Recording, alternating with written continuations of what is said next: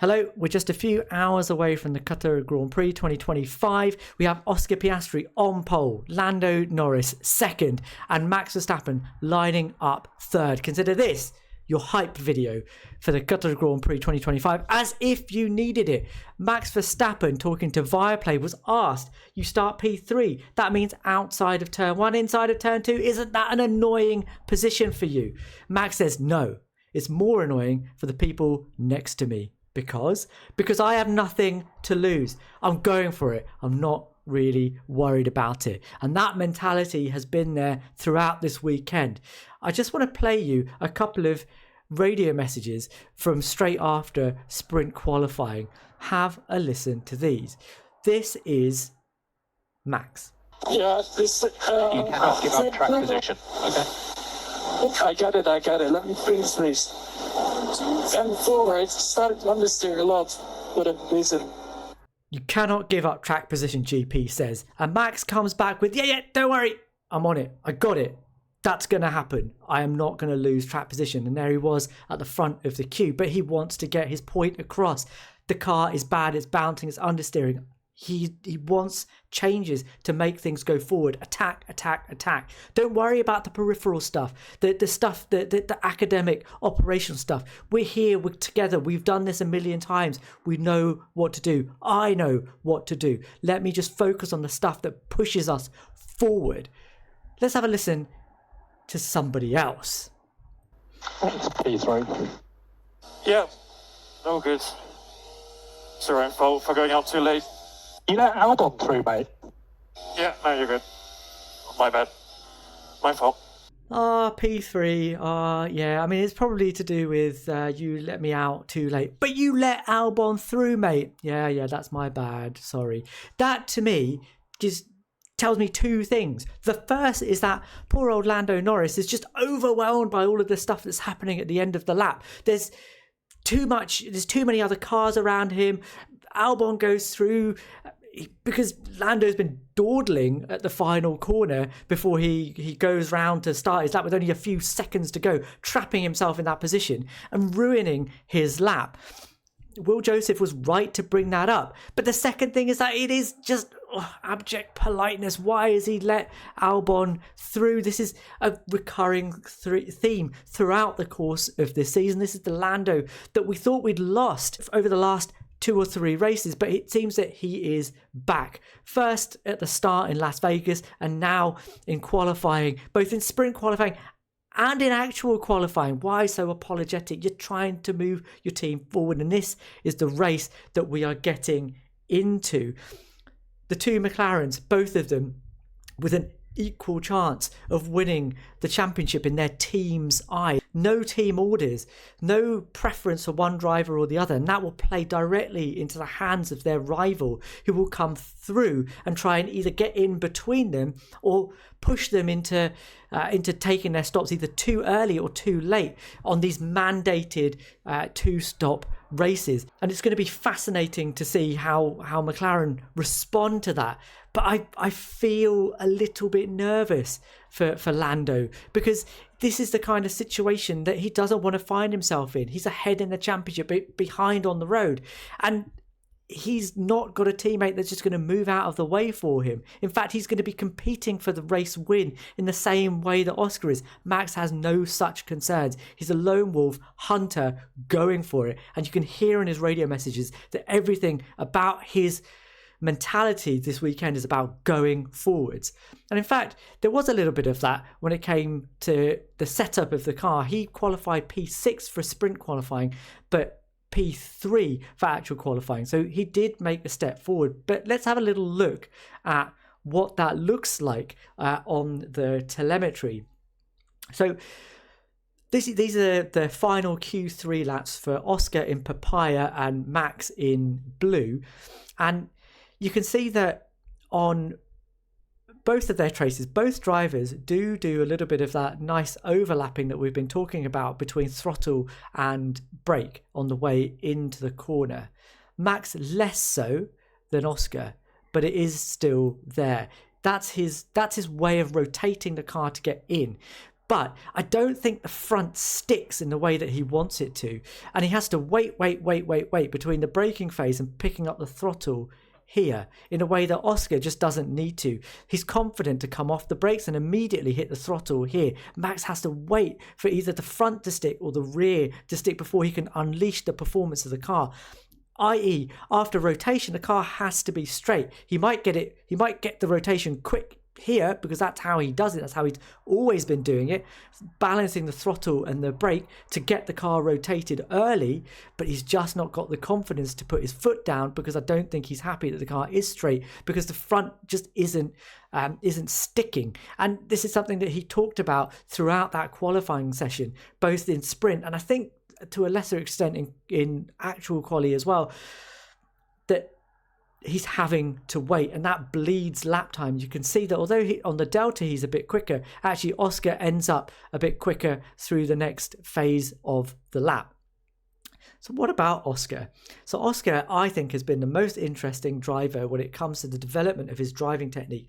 I said that there's no way that a driver can learn pace when they come into their third or fourth season. If you've got pace, you've got pace. You can't learn how to go fast. Well, Oscar, I think, is showing us that you can teach a young dog new tricks. And I want to take you back to Qatar qualifying 2024. And this is Oscar Piastri. So Oscar Piastri in sprint quali last year had to give best to Lando Norris, and in actual quali again had to give best to Lando Norris and ended up fourth. And this is turn 4, turn 5.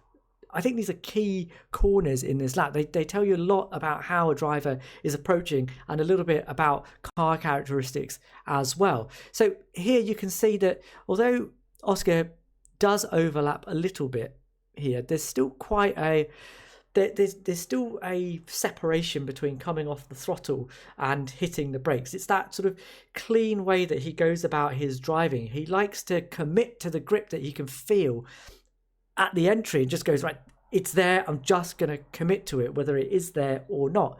And there's less nuance to the way that he then goes about his braking. That had changed in Mexico. So we went to Mexico. He had that absolute shocker of a drive there in qualifying versus his teammate who just headed off into the distance. And we know from what we've been told afterwards that he started to adjust his driving style so that he moved closer to what Lando was doing. So let's have a look at what happened in sprint qualifying. And I've got 2 laps for you to look at. So in Papaya, we've got lap 17. That was actually his quickest lap. And in white, we've got lap 14, which was a slightly slightly slower earlier lap. So let's have a look at that white lap first of all. And you can see that this time there's a massive overlap between coming off the throttle and hitting the brakes. He's still fully on the throttle as he hits the brakes and takes a little bit of time before he comes off the throttle completely. This is important. The brakes slow the car down, sure, but so do the aerodynamics. When you come off the throttle, you still have the speed initially, and that speed with all of that drag and no acceleration slows the car down. You get 1 to 2 G deceleration just by coming off the throttle. But as the speed comes off, the downforce also comes off. And that is what Oscar and drivers that use this overlapping technique have to try and balance against. So he's coming off the throttle, the downforce is coming off. He's feeling that. He's feeling that through the steering, through the seat of his pants now. He's forcing himself to do that, and he's balancing it off against the brakes here. The payback for that is that he's then able to pick up the throttle really nice and early here. He's got the car rotated straight and he can just go for it. So why did he not do that in his quicker lap? Well, this happened. So if you were listening to Karun Chandok's analysis of Oscar's lap, you'll see that when he went into turn 4, in Oscar's own words, he was turning left into a right-hander, which in our parlance is oversteer. That meant that on entry, he wasn't able to do what he wanted to do, and there was a bit of hesitation, and that unfortunately cost him at exit as well here, where he had to delay hitting the throttle. But I think if he had been able to do what he wanted to do, he would have overlapped, and he would have been able to do that with he would have been able to balance the throttle and the brake. So it does seem to me that Oscar Piastri is moving more towards what Lando and the fastest drivers on the grid right now are doing, and in the words of a famous Malaysian food critic, it's just using feeling. I like it. Let's move on to some stuff a little bit further down the grid. So the Ferrari seem to have a slightly torrid time of it, and I feel I'm being a little bit understatement-y there, because although Charles Leclerc managed to get his steed into Q3, the 7-time world champion Lewis Hamilton was out in Q1 and finishing P18. And I do want to have a little look at their laps. So this is Q1, the only representative session in qualifying proper where I can really compare the two drivers.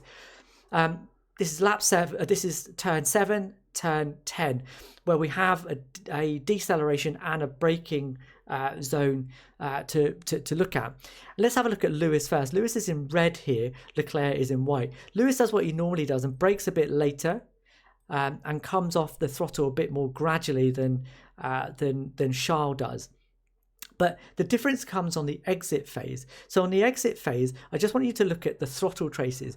I think what you want to see is a nice R shape. There you go. Do you see that R shape that Leclerc has when he's able to commit to the throttle? Because that tells you that the driver is able to progressively put their foot down harder and harder and harder because the grip is there and they're confident that it's going to be there when they go down the straight.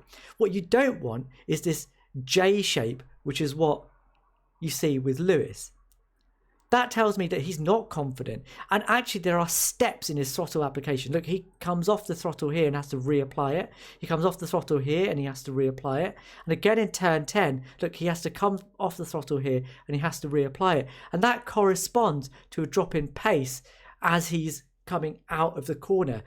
That to me says that he's just not confident that the rear is going to stick. And rather than spinning the car out, he just says, well, I'm just going to hold back a little bit. And unfortunately for him, if we look at the delta, that just bleeds lap time across the lap.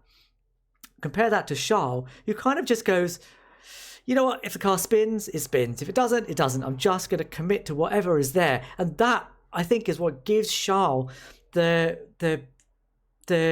pace over the course of that lap that puts him ultimately into Q3. And that's great, you know. Charles has that bravado, that confidence, that not even confidence, just the gung-ho attitude that if it sticks, it sticks. And that paid him back through Q1 and Q2, but ultimately his right foot had to give best to the rear of that car, because in Q3 his luck ran out and he put his foot down and he just spun out.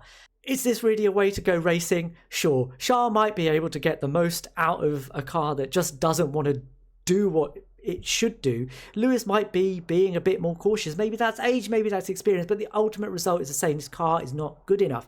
And really, you're not seeing the best of either driver. And I think until Ferrari can actually build them a car that allows them to express themselves and do what they want to do rather than being slaves to the rear end, you're just going to see this. And I really hope that 2026 brings some changes, although I'm not really that hopeful. Anyway, back to some more interesting and exciting stuff for this afternoon. 2 McLarens at the front. They might be on pace to faster cars, but they have a championship that they don't want to throw away, especially Lando Norris. And when those two drivers have to work with each other rather than against each other, I think it's going to be quite difficult for them to hold off a charging Max Verstappen with, as he says, nothing to lose, going for it. I think they've got a lot to be nervous about. As usual, please like, please subscribe, please leave us a comment. We'll read every single one. We'll reply to as many as we possibly can, and we will see you guys in the next one.